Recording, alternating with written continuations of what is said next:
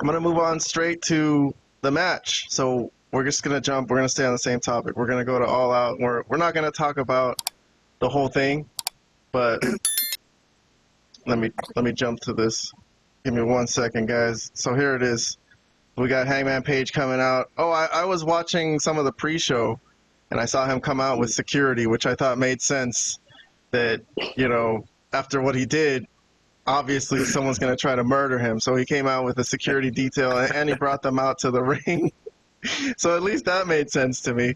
Here comes Swerve, and Nana's there with them trying to do the dance still. Not as, like, happy. He still does the dance, but, you know, just kind of subdued version. But anyways, the match starts. Immediately, Swerve is going to try to, you know, decapitate Hangman, you know, get his head cut off with a ring coming down. So they're already getting pretty violent right off the bat, which makes sense. So these guys have had many violent matches already, so they have to top. They have a lot of things to top. It's going to be very hard to top what they've already done so far. But here we go. So staples, I'm going to just skip over everything, but, you know, just to gloss over it, these stapled photographs, Swerve stapled photographs to Hangman's face, Hangman stapled Swerve's chest, and here's just a picture of Hangman being bloody. Here's Nana outside the cage. They're trying to stab each other. They had sharp objects. There was like a tool chest in the ring that they would get stuff out of, you know, and here's Swerve trying to stab Hangman. And there was a cinder block. I think that was played very heavily into the ending when Hangman powerbombed Swerve into the cinder block, right? That led very much towards the end. And I think they got, Hangman got the steel chair, and Swerve was no-selling the steel chair shots. He got up and did his crazy Batman thing, but he basically just fell over after that. So that was the end for him. Hangman did get the best of him, but Swerve just fell down in a heap, and this was where the weird stuff happened. I was wondering what was going to be the end of the show, because as the ending was coming and I saw there was like 8 minutes left, I was like, man, something crazy has got to happen to end this match. So first he yanks out his grill. So Vlad said that he thinks that seems painful. It wouldn't be this easy. I don't know how a grill works.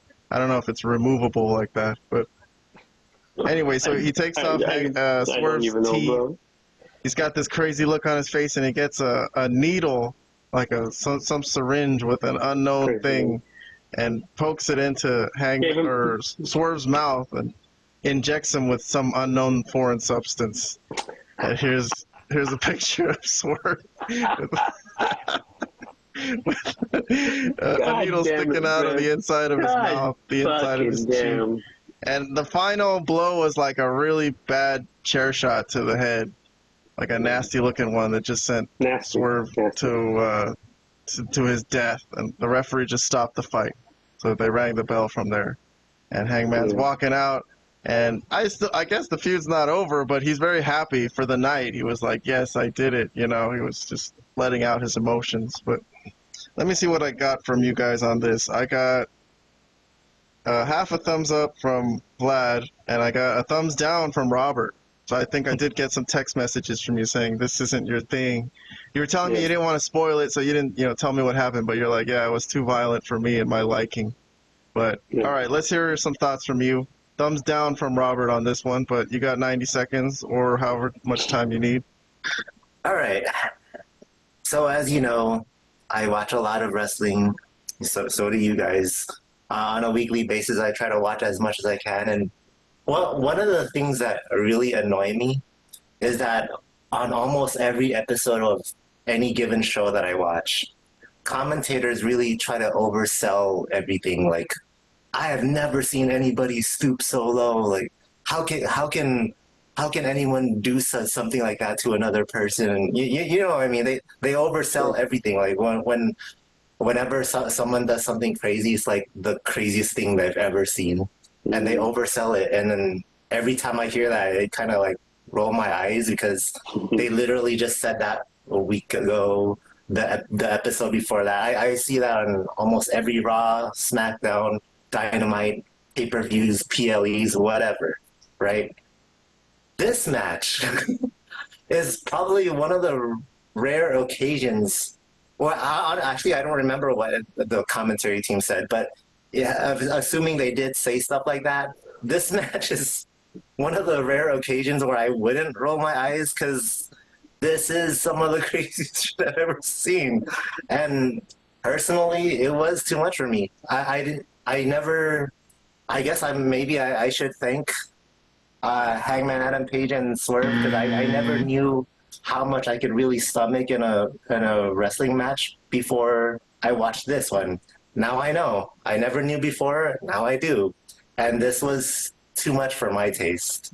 Yeah, so I don't know. It was a little much. A lot of it was the cinder block, the chair shot.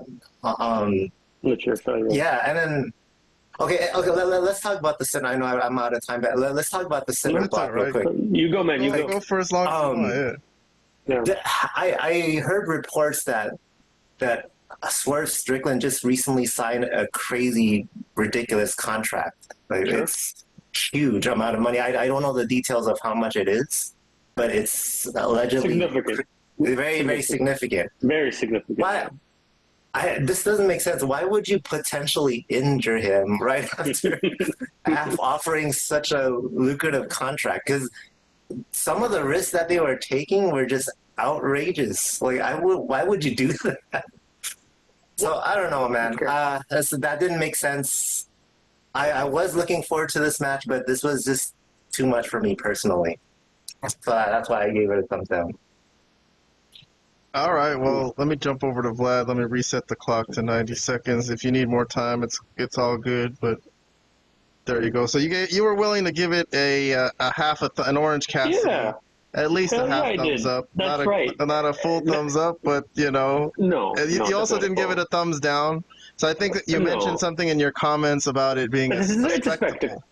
Well, a spectacle, yeah. It was a show. I knew what it was going to be. I knew they were going to try to top their last match where they were blading and drinking each other's blood. So that's why I'm kind of confused, Robert, because you said you couldn't stomach that one. I thought the other one was worse. That's why I'm kind of. Really?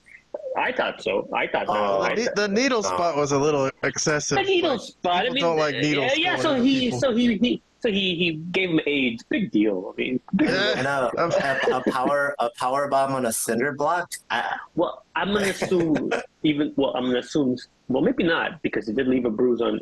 But I would think the cinder block had to be gimmicked. Like, there's no way they would use a real cinder block. Like, that's insane. Well, there was a welt mark from when Hangman took a power bomb onto the cinder block, and it didn't break. It looked like it was pretty sturdy because they threw it around and it didn't burst into powder. But that's okay. True. Well, it was a spectacle. It was at least some the extremeness of it made it worth watching to you at least. It was of course it was. But of course, it was insane. I mean, the stuff they were kicking out of, and every time, like what Robert mentioned, like what were the announcers saying? All they kept saying was like, "It's incredible that these guys are kicking out of this stuff." Like, no, it's not incredible. It's impossible. Like, if somebody hit with a cinder block, you'd be dead. You'd be laid out unconscious. You'd be in a coma. You wouldn't just be able to kick out. Like, the pride these guys are showing, the will, things like that. Like, come on, bro. Like, I felt bad for Jim Ross that. Be there at the end commenting on the stupid stuff that was going on in this ring. Of course, it was idiotic. It was stupid. It was all AEW. It was everything that's indie and AEW.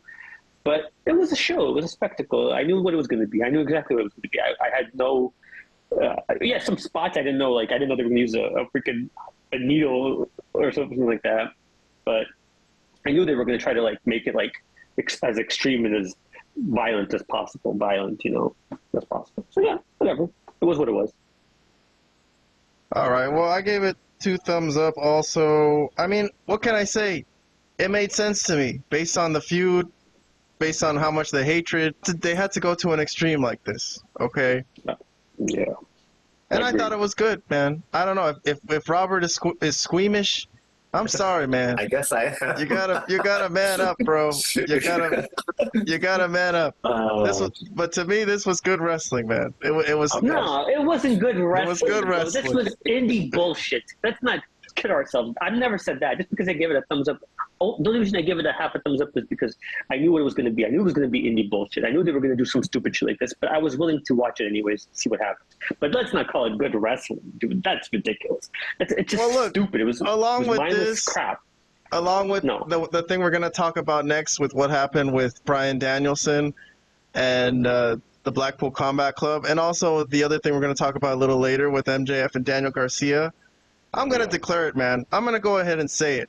I'm going to make a big headline for a thumbnail. AEW is back, baby. Because everyone was saying they were going to die, they're going to go out of business, and then suddenly here they come after All In with all these storylines and all these intense storylines, man. WWE don't got this. Well, they do with Punk and McIntyre, I will say. The Punk and McIntyre thing is the only thing that's like, everything else is like them with Gunther and Sami Zayn talking and Kevin Owens and Cody Rhodes having a nice friendly handshake, friend match. Like, come on, man. I don't want to see that. I want to see someone burning a motherfucker's house down because he doesn't fucking like him. Okay? And then he probably injected him with something. I don't know what. My guess is he injected him with his own blood.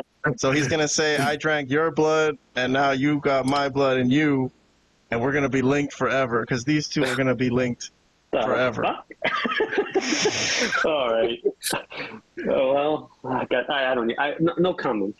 I don't have no comment on that one. I will not comment any further on that. That's all. I'm glad you liked it, Cameron. Thank you.